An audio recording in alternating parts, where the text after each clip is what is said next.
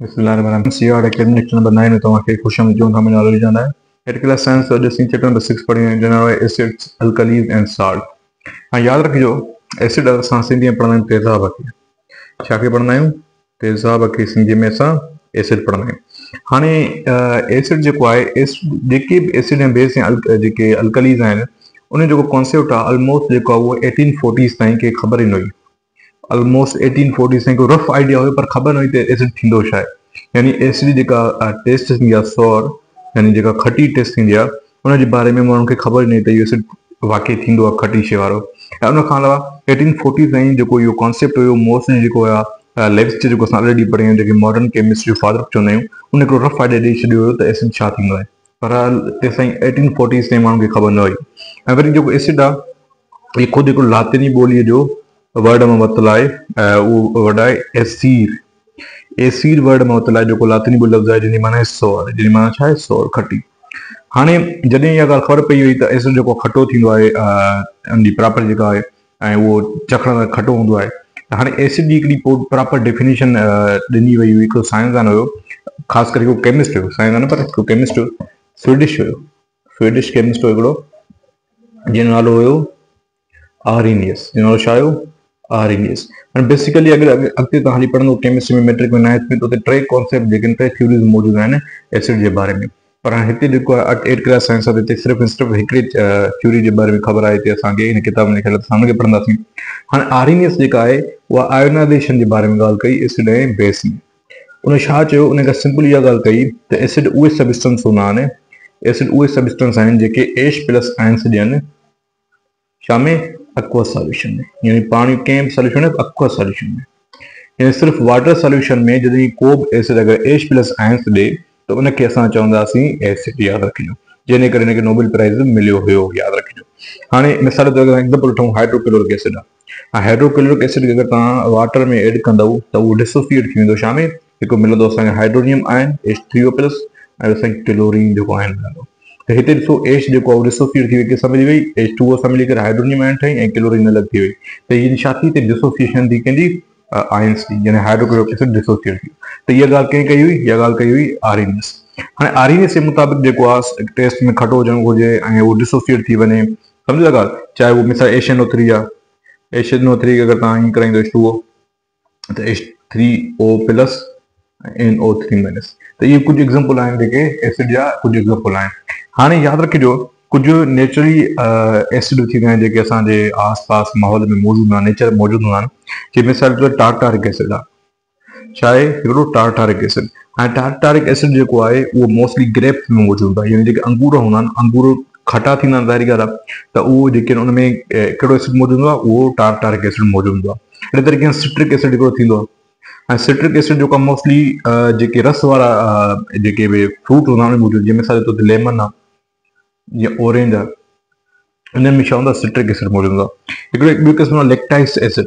ॿियो हिकिड़ो आहे लैक्टाइस एसिड। ऐं लैक्टाइस एसिड जेको आहे उहो योगर्ट में मौजूदु हूंदो आहे। किथे मौजूदु हूंदो आहे? योगर्ट में। अहिड़े तरीक़े सां एस्कॉर्बिक एसिड आहे। एस्कॉर्बिक एसिड असां ॿियो पढ़ंदा आहियूं विटामिन सी। छा पढ़ंदा आहियूं असां? Vitamin C. इहो मोस्टली जेको आहे ऑरेंज वग़ैरह में या लेमन में बि मौजूदु हूंदो आहे। त कुझु जेके आहिनि नेचुरल एसिड बि थींदा आहिनि जेके डिफरेंट असांजी शयुनि में मिलंदा आहिनि। हाणे कुझु एसिड जा जेके यूज़िस बि आहिनि, ऐसे यूज़िस जेके आहिनि जेके असां वटि मौजूदु आहिनि डेली लाइफ में, त उन जा कुझु असां इस्तेमालु करे असां डिफरेंट शयूं बि ठाहींदा आहियूं। जीअं बेंज़ोइक एसिड। असां छा मौजूदु आहे? Benzoic acid. हाणे बेंज़ोइक एसिड छा कमु आहे? यूज़ था पढ़ूं। बेंज़ोइक एसिड कमु छा आहे? उहो फूड खे प्रिज़र्व करण में मदद कंदो आहे, यानी खाधे खे बचाइण में जेको असांखे एसिड मदद कंदो आहे उहो आहे बेंज़ोइक एसिड। अहिड़े तरीक़े हिकिड़ो ॿियो एसिड आहे जेके असां कार्बोनिक एसिड पढ़ंदा आहियूं। छा पढ़ंदा आहियूं? Carbonic acid. हाणे कार्बोनिक एसिड सिंपली कमु छा आहे त जेके बि ड्रिंक्स आहिनि, पेप्सी थी वई या डिफरेंट जेके बि बोतलूं वग़ैरह आहिनि जेके असां पीअंदा आहियूं ड्रिंक्स, उन में जेको एसिड मौजूदु हूंदो आहे उहो छा आहे? उहो कार्बोनिक एसिड आहे। अहिड़े तरीक़े सां एसिटिक एसिड, इहो बि क़िस्म एसिड आहे। एसिडिक एसिड छा आहे? जेको विनीगर हूंदो आहे, विनीगर सुरको जेको हूंदो आहे उनखे ठाहिण में जेको हेल्प कंदो आहे उहो एसिडिक एसिड कंदो आहे। अहिड़े तरीक़े नंबर 4 जेको आहे hydrochloric acid. Hydrochloric acid. Hydrochloric acid जो कमु छा आहे? असां ऑलरेडी पढ़ी चुका आहियूं त हाउस होल्ड यानी क्लीनिंग पर्पज़ लाइ इस्तेमालु थींदो आहे। ठीकु आहे, लेदर खे ठाहिण लाइ इस्तेमालु थींदो आहे, यादि रखिजो। अहिड़े तरीक़े सां नाइट्रिक एसिड। नाइट्रिक एसिड ठीकु आहे। नाइट्रिक एसिड कमु छा आहे? जेके बि फर्टिलाइज़र आहिनि वो प्रोड्यूस कंदो आहे नाइट्रिक एसिड, यानी डिफरेंट जेके एक्सप्लोसिवनेस आहिनि उनखे बि ठाहिराइण में वॾो कमु जेको आहे कंहिंजो आहे नाइट्रिक एसिड जो आहे। वाटर खे जेको गोल्ड आहे, गोल्ड खे एक्सट्रैक्ट कराइण प्यूरिफाई करण जो बि कमु कंहिंजो आहे नाइट्रिक एसिड आहे। अहिड़े तरीक़े सां सल्फ्यूरिक एसिड बि आहे H2SO4, जेको बैटरीअ में यूज़ थींदो आहे पाणी में, गाॾियुनि खे बैटरी खे चार्ज करण जे लाइ, यादि रखिजो। ये डिफरेंट जेके आहिनि एग्जाम्पल आहिनि कंहिंजा एसिड जा, जेके असां डेली लाइफ में उनखे इस्तेमालु कंदा आहियूं पंहिंजे फ़ाइदे लाइ, यादि रखिजो। ऐं जिस्म में बि कुझु एसिड जी ज़रूरत हूंदी आहे, जंहिंमें हाइड्रोक्लोरिक एसिड आहे। हाइड्रोक्लोरिक एसिड असांजे स्टमक में वञी करे, स्टमक ऑलरेडी मौजूदु हूंदो आहे, त गैस्ट्रिक जूस जेको आहे रिलीज़ कंदो आहे हाइड्रोक्लोरिक एसिड खे, त जेके बि डिफरेंट माइक्रो ऑर्गेनिजम्स आहिनि उन्हनि खे किल करे असांखे उन खां बचाईंदो आहे, या जेके एसिडिटी आहे उनखे ख़तमु कंदो आहे, यादि रखिजो। या कुझु अहिड़ा बि तव्हां चई सघो था तव्हांजे जिस्म में जेके आहिनि ऑर्गन्स आहिनि जेके मोस्टली लो pH ते कमु कंदा आहिनि, लो pH ते कमु करे कंदा आहिनि, यानी 1 to 2 ताईं उहो कमु कंदा आहिनि। लो pH आहे उहो असां पढ़ूं था, पहिरियों असां बेसिक खे ऐं साल्ट खे सम्झी वठूं था। खड़ में जेके टेस्ट में छा हुजनि, जेके टेस्ट में बिटर हुजनि यानी कोड़ा हुजनि, जेके टेस्ट में बिटर हूंदा उनखे असां बेसिक सॾींदा आहियूं, जेके टेस्ट में सवार हूंदा उनखे असां एसिड पढ़ंदा आहियूं। त आर्हीनियस जे मुताबिक़ हिन में बेसिक इन बारे में छा चयो त उहे सब्सटेंसेस जेके हाइड्रोनियम आहिनि, जेके हाइड्रो ऑक्साइड आहिनि, जेके छा ॾियनि हाइड्रो ऑक्साइड ग्रुप ॾियनि, यानी हाइड्रो ऑक्साइड मतिलबु छा, OH माइनस प्रोड्यूस कनि छा में aqueous सॉल्यूशन में, यानी वो डिसोसिएट थी वञनि aqueous सॉल्यूशन में OH जी सूरत में, त उनखे असां बेसिक पढ़ंदा आहियूं। जीअं मिसाल ते सोडियम हाइड्रोक्साइड आहे, जॾहिं असां उन इंटर कंदासीं वाटर में त उहो सोडियम अलॻि थी वेंदो ऐं OH जेको माइनस अलॻि थी वेंदो, त यानी जो OH माइनस आहे इहो इन जी गवाही ॾिए थो त इहो हिकिड़ो बेस आहे, आर्हीनियस बेस आहे, यादि रखिजो। त ॿी ॻाल्हि यादि रखिजो, असां हिकिड़ो अल्कली पढ़ियोसीं, बेस खां अलावा अल्कली पढ़ियो। अल्कली बेस ऑलमोस्ट सेम ॻाल्हि आहे। अल्कली उनखे पढ़ंदा आहियूं जेके टोटली छा थियनि डिज़ॉल्व थी वञनि छा में, वाटर में, जेके टोटली वाटर में डिज़ॉल्व थी वञनि त उनखे असां अल्कली पढ़ंदा आहियूं। अहिड़ा बेसिस जेके टोटली डिज़ॉल्व थी वञनि वाटर में उनखे असां अल्कली पढ़ंदा आहियूं, ऐं जेके न थियनि डिज़ॉल्व उहे बेस ई रहंदा, उहे अल्कली न थींदा। यानी अल्कली जेके बेस बि हूंदा आहिनि, अल्कली हूंदा आहिनि, ऐं कुझु बेस जेके अल्कली न हूंदा आहिनि। जेके अल्कली हूंदा उहे वाटर में डिज़ॉल्व थींदा, उनखे बेस बि सॾिबो, अल्कली बि सॾिबो, ऐं जेके वाटर में टोटली डिज़ॉल्व न थियनि त उनखे असां बेस ई पढ़ी सघूं था या बेसिक पढ़ी सघूं था। हाणे कुछ प्रॉपर्टी तयारी असां पढ़ी आयासीं बेस जे बारे, एसिड जे बारे में, कुछ बेस जे बारे में हूंदियूं आहिनि। कैल्शियम हाइड्रोक्साइड आहे, ठीकु आहे, इहो शाम असां लेबर इहो मिलंदो असांखे लाइम वाटर में, इहो शाम मिलंदो असांखे लाइम वाटर में। अहिड़े तरीक़े सां सोडियम हाइड्रोक्साइड आहे, ठीकु आहे, या मिसाल जे तौर ते पोटेशियम हाइड्रोक्साइड आहे, इहो जेको आहे साबुण खे ठाहिण लाइ इस्तेमालु थींदो आहे। वरी अहिड़े तरीक़े सां जेको अमोनियम हाइड्रोक्साइड आहे, अमोनियम हाइड्रोक्साइड आहे, उहो विंडो क्लीनर जेको हूंदो आहे उन में उहो इस्तेमालु थींदो आहे, यादि रखिजो। अहिड़े तरीक़े सां मैग्नीशियम जेको हूंदो आहे, ठीकु आहे, मैग्नीशियम हाइड्रोक्साइड उहो मिल्क ऑफ मैग्नीशिया खे ठाहिण में इस्तेमालु थींदो आहे, ठीकु आहे। त कुझु जेके आहिनि लेबोरेटरी जे हिसाब सां प्रिपेयर करण लाइ असांखे हिननि खे इस्तेमालु कंदा आहियूं, कुझु बेसिस जेके मौजूदु आहिनि। ऐं बेसिस जा कुझु असांजे आसपास जेके बेसिस एग्जाम्पल बि आहिनि, जीअं मिसाल अमोनिया आहे। अमोनिया हिकिड़ो बेस आहे, ठीकु आहे, त अमोनिया छा लाइ इस्तेमालु थींदो आहे, फर्टिलाइज़र खे ठाहिण लाइ इस्तेमालु थींदो आहे। फर्टिलाइज़र खे जेको आहे प्रोडक्शन जे लाइ कंहिंखे असां यूज़ कंदा आहियूं, असां अमोनिया कंदा आहियूं, यानी नाइट्रिक एसिड खे ठाहिण लाइ जेको असां यूज़ कंदा आहियूं बेस, उहो कहिड़ो हूंदो आहे, अमोनिया हूंदो आहे। अहिड़े तरीक़े सां जेको एल्यूमिनियम हाइड्रोक्साइड आहे, एल्यूमिनियम हाइड्रोक्साइड आहे, उहो बि जेको आहे छा में इस्तेमालु थींदो आहे, उहो बि जेको तव्हांजो इस्तेमालु थींदो आहे एल्यूमिनियम कंपाउंड ठाहिण में। जीअं मिसाल जे तौर ते गैस्ट्रिक मेडिसिन थी वियूं, एंटासिड थी वियूं, एंटासिड मतिलबु जेके एसिड ख़तमु कनि कंहिं कंपाउंड मां, उनखे ठाहिण लाइ इस्तेमालु थींदो आहे। अहिड़े तरीक़े सां जीअं मिसाल सोडियम हाइड्रोक्साइड आहे, ऑलरेडी पढ़ायूं त सोडियम हाइड्रोक्साइड छा लाइ इस्तेमालु थींदो आहे, इहो डिटर्जेंट वग़ैरह लाइ, साफ़ डिटर्जेंट ठाहिण लाइ इस्तेमालु थींदो आहे, सोप ठाहिण लाइ इस्तेमालु थींदो आहे, ठीकु आहे, सर्फ ठाहिण लाइ इस्तेमालु थींदो आहे। सम्झो था, त डिफरेंट जेके यूज़िस आहे कंहिंजा बेसिक जा, जेके असां पढ़ियासीं। हाणे असां पढ़ंदासीं साल्ट। साल्ट खे सिंधी में असां लूणु पढ़ंदा आहियूं, यादि रखिजो। हाणे लूणु असांखे कीअं मिलंदो आहे, लूणु जेको असांखे हिकिड़ो न्यूट्रलाइज़ेशन रिएक्शन ज़रिए मिलंदो आहे। न्यूट्रलाइज़ेशन रिएक्शन छा आहे, या न्यूट्रलाइज़ेशन रिएक्शन जे ज़रिए असांखे जेको साल्ट मिलंदो आहे, हाणे उहो मिलंदो कीअं, जॾहिं बि को बि एसिड जेको आहे रिएक्शन कंदो आहे साल्ट बेस सां, त असांखे ॿ प्रोडक्ट मिलंदा आहिनि, हिकिड़ो साल्ट मिलंदो असांखे ऐं ॿी मिलंदो असांखे वाटर। त साल्ट हमेशह असांखे तॾहिं मिलंदो जॾहिं पाण में एसिड ऐं बेस पाण रिएक्शन कंदा, ऐं रिएक्शन करण खां बाद जेको रिज़ल्ट मिलंदो उहो न एसिड हूंदो न बेस हूंदो। त असांखे प्रोडक्ट में छा मिलंदो आहे, पोइ हिकु ॿई शयूं असांखे न्यूट्रल मिलंदियूं, हिकिड़ो वाटर मिलंदो, ॿियो असांखे छा मिलंदो, ॿियो असांखे लूणु मिलंदो, जेके असां न्यूट्रलाइज़ेशन रिएक्शन पढ़ंदा आहियूं। ऐं न्यूट्रलाइज़ेशन रिएक्शन में जेके प्रोडक्ट असांखे मिलंदा उहे छा हूंदा, न्यूट्रल्स हूंदा, जंहिंजे करे असांखे न्यूट्रलाइज़ेशन रिएक्शन पढ़ूं था। त सिर्फ़ु NaCl न, KCl थी वियो, ठीकु आहे। मिसाल जे तौर ते अहिड़े तरीक़े सां तव्हां अगरि ॾिसो CH3 COONA इहो बि क़िस्म जो जेको साल्ट आहे, या मिसाल Na2SO4 इहो बि साल्ट आहे, या मिसाल BaSO4 इहो बि साल्ट आहिनि। त साल्ट जेके ज़रूर न आहे त हे ॿ एसिड जेके मिलंदा पाण में, नाइट्रिक एसिड मिली सघे थो, अमोनियम हाइड्रोक्साइड मिली सघे थो।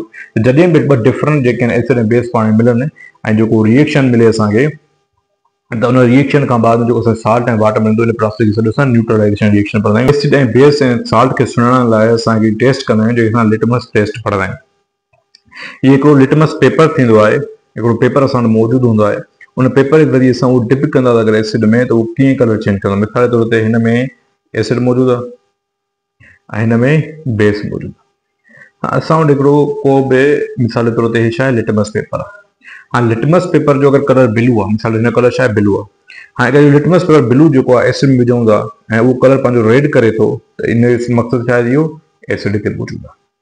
अगरि हे रेड आहे, लिटमस पेपर रेड आहे ऐं असां हिन में एसिड विझूं था, उहो कलर पाण चेंज न कंदो।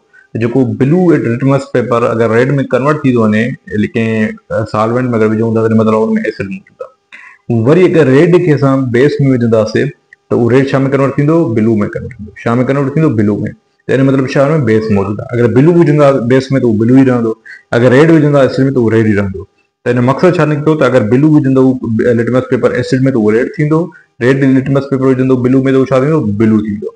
अगरि ॿई कलर हुजे, हिकिड़ो विचो ॿियो पर्पल कलर हुजे ऐं ॿई चेंज न थिए, त हुनखे असां पढ़ंदो साल्ट।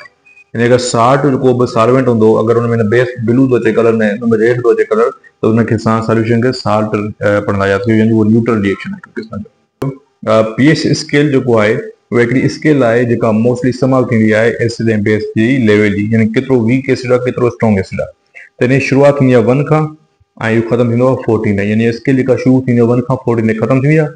6 ताईं जेको हूंदो आहे उहो एसिड हूंदो आहे। 7 जेको हूंदो आहे हुनखे असां न्यूट्रल पढ़ंदा आहियूं ऐं 8 खां शुरू थी करे 14 ताईं छा हूंदो आहे, बेस हूंदो आहे। यानी 6 खां हेठि जेको बि नंबर ईंदो हुनखे असां एसिड पढ़ंदासीं। 8 खां 14 ताईं जेको ईंदो हुनखे असां बेस पढ़ंदासीं ऐं 7 ते जेको ईंदो असां न्यूट्रल पढ़ंदासीं, यानी वाटर आहे। हाणे यादि रखिजो, जेको जेतिरी रेंज में ईंदो, अगरि 1 2 में थो अचे, 3 में अचे, त हुनखे असां स्ट्रॉन्ग एसिड सॾींदासीं। जेको 4 में अचे, 5 में अचे ऐं 6 में अचे, हुनखे असां वीक एसिड सॾींदासीं। अहिड़े तरीक़े सां जेको 8 में, 9 में या 10 में ईंदो, त हुनखे असां वीक बेस पढ़ंदासीं। जेको 11 में, 12 में ऐं 13 में ईंदो, त हुनखे असां स्ट्रॉन्ग बेस पढ़ंदासीं। त रीज़न छा आहे, जेतिरी पीएच स्केल जी लेवल घटि हूंदी एसिड में, ओतिरो वधीक स्ट्रॉन्ग हूंदो। जेतिरी पीएच स्केल जी नंबरिंग वधीक हूंदी बेस में, ओतिरो वधीक बेस हूंदो।